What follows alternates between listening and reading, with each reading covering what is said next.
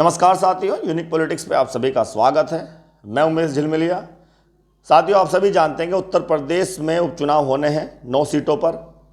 13 नवंबर में मतदान होना था, लेकिन अब 20 नवंबर को मतदान होगा।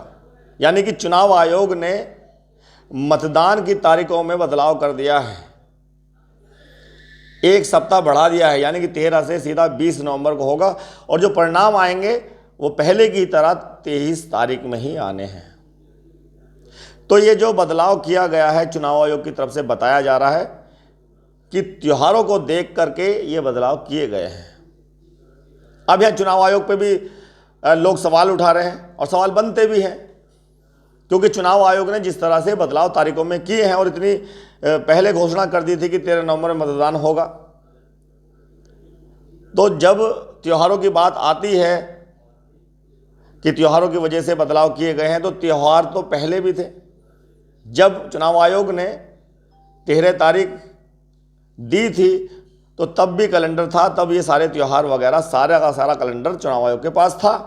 तो तब क्यों नहीं सोच समझकर पहले ही 20 तारीख की थी। तो इस तरह के तर्क लोग देते हैं और ये तर्क सही भी है कि कहीं ना कहीं चुनाव आयोग ने जो बदलाव किए हैं वो किसी के दबाव में किए हैं, जिस तरह से विपक्ष कह रहा है। और विपक्ष सीधा सीधा बीजेपी पे आरोप लगा रहा है कि बीजेपी चुनावों को बढ़ाने की कोशिश कर रही है और बीजेपी चाहे कितना भी बढ़ा ले, बीजेपी की हार होनी है।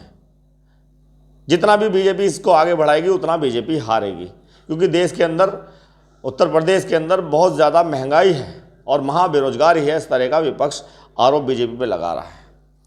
तो हम चर्चा इस बात को लेकर करेंगे कि क्या 20 तारीख में ये 7 दिन बढ़ाने पर बीजेपी का फायदा हो सकता है, या 13 तारीख में जो मतदान होना था 13 तारीख में, उसमें समाजवादी पार्टी या किसी और पार्टी का फायदा हो रहा था। आप सभी जानते हैं कि जिस दिन मतदान होता है, जितने भी राजनीतिक पार्टियां हैं वो सारा समीकरण निकालते हैं कि भाई उस दिन कौन सी तारीख बैठ रही है, कौन सा त्यौहार बैठ रहा है, उससे 1-2 दिन पहले कौन सा त्यौहार है, कौन सी समाज के लोग उस त्यौहार को मनाएंगे, किसका फ़ायदा होगा। सारा का सारा, सारी की सारी राजनीतिक पार्टियां समीकरण अपना निकालती हैं। तो समीकरण जो निकाला होगा वो बीजेपी ने भी निकाला होगा और समाजवादी पार्टी ने भी निकाला होगा, बीएसपी ने भी निकाला होगा और पार्टियों ने भी निकाला होगा कि समीकरण कि 13 नवंबर हमारे लिए बड़ी अच्छी तारीख है। विपक्ष तो कुछ कर नहीं सकता इसमें ज़्यादा, लेकिन कहीं ना कहीं सत्ताधारी पार्टियां कुछ ना कुछ कर लेती हैं। चलिए छोड़िए, हम इस बात पर अब चर्चा करेंगे कि 13 नवंबर में फ़ायदा किसको होना था और 20 नवंबर में फ़ायदा किसको होना है। देखिए, आप सभी जानते हैं कि गंगा स्नान 15 तारीख में है और गंगा स्नान करने वाले जो लोग हैं, जो भगवान को मानते हैं, जो आस्थावादी हैं, जो गंगा को मानते हैं, वहाँ पर 4-5 दिन पहले ही मेले लग जाते हैं। बहुत भीड़ होती है, लाखों की संख्या में जाते हैं लोग और 4-5 दिन पहले ट्रैक्टर ट्रॉली लेकर के लोग वहाँ पहुँच जाते हैं। 4-5 दिन का मतलब ये हुआ कि 10-11 तारीख में ही जाना शुरू कर देंगे वो 15 तारीख में, अगर गंगा स्नान है।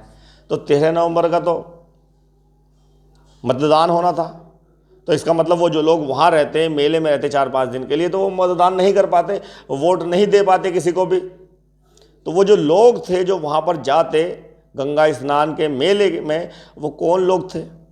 अगर हम मोटा मोटा समझे, थोड़ा सा इसमें दिमाग लगाएं, तो ज़्यादातर आस्थावादी जो लोग हैं, भगवान को पूरी तरह से मानने वाले लोग जो हैं, वो ज़्यादातर आज की डेट में बीजेपी के साथ जा रहे हैं। यानी कि मेले में वो रह जाते हैं और बीजेपी को वोट नहीं मिलता। फिर इसका मतलब लाखों जो लोग वहाँ जा रहे हैं वो नुकसान बीजेपी को कर देते। 13 नवंबर को अगर मतदान होता, हम ये नहीं कह रहे कि बीजेपी ने इसको आगे बढ़वाया है, ये हम नहीं कह रहे, ये तो विपक्ष आरोप लगाएगा। हम तो अब एक तर्क दे रहे हैं कि जितने भी आस्थावादी लोग जाते हैं वहाँ 4-5 दिन पहले ही चले जाते, मेले में रहते और वो मतदान नहीं कर पाते, तो वहाँ आस्थावादी लोग जो हैं वो ज़्यादातर बीजेपी को वोट देते हैं और बीजेपी का बड़ा नुकसान होता 13 नवंबर को। और फ़ायदा किसको होता? फ़ायदा कहीं ना कहीं समाजवादी पार्टी को और बहुजन समाज पार्टी को होता, क्योंकि समाजवादी पार्टी के साथ कितने लोग जाते हैं? समाजवादी पार्टी के साथ कौन लोग हैं? मुसलमान सबसे ज़्यादा हैं। तो मुसलमान को तो इन त्योहारों से ज़्यादा लेना देना है नहीं, वो तो गंगा स्नान करने नहीं जाते। तो वो मतदान के लिए 13 नवंबर में निकलते, खुलकर निकलते। उससे कहीं ना कहीं समाजवादी पार्टी या और पार्टियां जो उनको फ़ायदा होता, जिसमें बहुजन समाज पार्टी भी हम कह सकते हैं उनको फ़ायदा होता, क्योंकि मुसलमान भी उनको वोट देता है। दूसरा, अम्बेडकरवादी जो लोग हैं, जो बीएसपी की विचारधारा पर चलते हैं, जो संविधान को मानने वाले लोग हैं अम्बेडकरवादी, तो वो भी कम आस्थावादी हैं, तो वो मतदान के लिए निकलते। तो बहुजन समाज पार्टी का फ़ायदा होता और कहीं ना कहीं समाजवादी पार्टी का भी फ़ायदा होता 13 नवंबर को। लेकिन बीजेपी का नुकसान यहाँ पर उत्तर प्रदेश के अंदर होता अगर मतदान 13 तारीख में होता। अब 20 दिन बढ़ गए हैं, अब 20 नवंबर को ये मतदान होना है, 7 दिन बढ़ गए हैं। चुनाव प्रचार का फ़ायदा तो सारी पार्टी को उतना ही मिलेगा जितना सबको मिलेगा। लेकिन अब बीजेपी के वो लोग जो आस्थावादी लोग हैं, जो बीजेपी को वोट देते हैं, वो वापस आ जाएंगे। अब वो वोट दे सकते हैं। अब कहीं ना कहीं बीजेपी को थोड़ा फ़ायदा तो मुझे लगता है कि अब 13 तारीख से ज़्यादा थोड़ा फ़ायदा बीजेपी को होने वाला है। बीएसपी और समाजवादी पार्टी को तो वो वोट मिलेगा जो मिलना था उनको, लेकिन बीजेपी का जो कम हो रहा था वोट, अब वो वोट शायद मिल सकता है।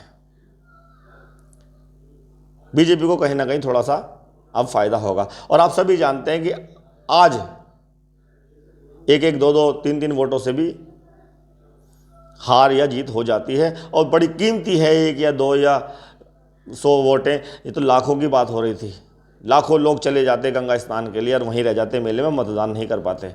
तो बड़ा अहम है 1-1 वोट को जोड़कर रखना। तो ये जो राजनीतिक लोग हैं वो एक समीकरण निकालते हैं कि भाई कब क्या होना है, कौन से लोग वहाँ चले जाएंगे, किसको वोट देंगे। तो इस तरह का समीकरण बैठाने की सब कोशिश करते हैं। विपक्ष बेशक कह रहा हो, समाजवादी पार्टी की तरफ से कहा जा रहा हो कि बीजेपी चाहे कितना भी बढ़ा ले तारीखों को, उनको फ़ायदा नहीं होगा, नुकसान ही होना है। लेकिन बीजेपी को कहीं ना कहीं फ़ायदा हो सकता है। लेकिन हाँ, अगर मुद्दों पर जो वहाँ लोग हैं, जो आस्थावादी भी लोग हैं, अगर उन्होंने मुद्दों पर वोट दी, जैसे उत्तर प्रदेश के अंदर महंगाई बड़ी ज़्यादा है, बेरोज़गारी बहुत है, तो अगर मुद्दों पर लोगों ने वोट दी तो शायद बीजेपी को फिर भी नुकसान हो। और नुकसान हुआ भी, आपने देखा 2024 के चुनाव में जो बीजेपी को नुकसान हुआ है, उनके ही लोग जिन्होंने पहले वोट दिया था, उन्होंने वोट कई सीटों पर नहीं दिया, इसीलिए हार का सामना करना पड़ा। कई सीटों पर बीजेपी को करारी हार उत्तर प्रदेश के अंदर हम कह सकते हैं हुई है, क्योंकि बीजेपी को मुद्दों पर वोट नहीं मिलेगी। लेकिन जिस तरह से बीजेपी ने धर्म पर राजनीति करके अच्छा वोट लिया है, उसका फायदा कहीं ना कहीं बीजेपी को 20 नवंबर में हो सकता है।